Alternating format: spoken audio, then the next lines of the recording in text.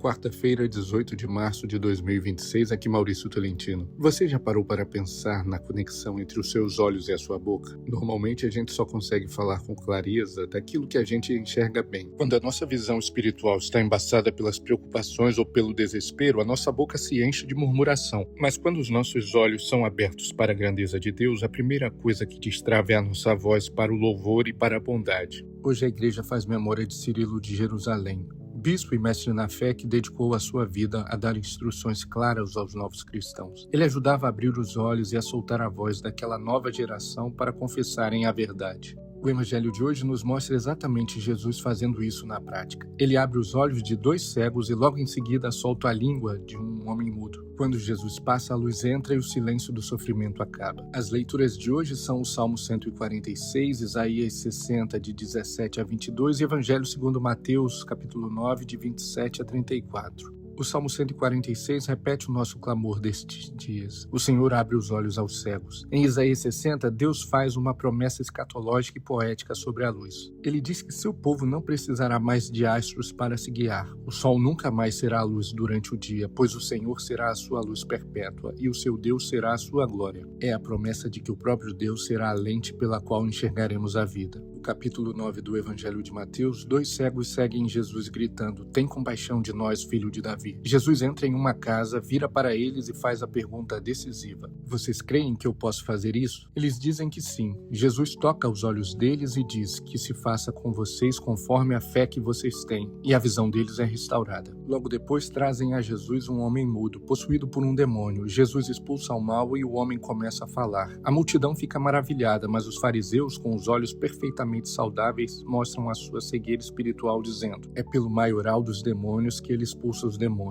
Jesus faz aos cegos uma pergunta que ecoa até nós hoje: "Vocês creem que eu posso fazer isso?" Ele não pergunta se eles mereciam o que fizeram na vida até ali, nem há quanto tempo estavam no escuro. Ele queria saber onde estava a fé deles. Quando eles respondem "Sim, Senhor", Jesus conectou o milagre àquela fé. E é impressionante o contraste logo em seguida. Jesus cura um mudo, devolvendo a ele a capacidade de falar, mas os fariseus, que já tinham voz, usam a boca para espalhar veneno, acusando Jesus de ter parte com o mal. Ter os olhos abertos e a língua solta não adianta nada se o coração estiver azedo. Cirilo de Jerusalém dedicou horas e horas a ensinar os novos crentes para que, ao abrirem a boca, eles falassem a verdade do Evangelho e não as mentiras do mundo. Nesta quarta-feira, precisamos deixar a luz perpétua de Isaías brilhar em nós. Precisamos responder sim à pergunta de Jesus para que ele abra os nossos olhos para a esperança e solte a nossa língua para abençoar. Para a nossa quarta-feira, responda a pergunta: diante das áreas da sua vida que parecem cegas ou sem solução, ouça Jesus perguntando hoje: "Você crê que eu posso fazer isso?" Renove a sua confiança no poder de Cristo. Use bem a sua voz. O homem mudo foi curado e falou. Os fariseus falaram e pecaram. Hoje, vigie o que sai da sua boca. Use as suas palavras para abençoar, para ensinar, para animar alguém e, se for preciso, consolar, levar palavras de conforto e esperança. Cresça na fé. Inspire-se em Cirilo de Jerusalém. Procure hoje ler um bom livro, ouvir uma boa reflexão teológica, ou estudar as Escrituras, ou ainda ler uma poesia, contemplar a natureza, a criação onde Deus também fala. Eduque a sua fé para enxergar com mais clareza. Vamos orar. Senhor, Tu és a nossa luz perpétua. Como os cegos do Evangelho, nós também clamamos: tem compaixão de nós, filho de Davi. Nós cremos que Tu podes restaurar a nossa visão, tirar a nossa ansiedade e curar as nossas dores.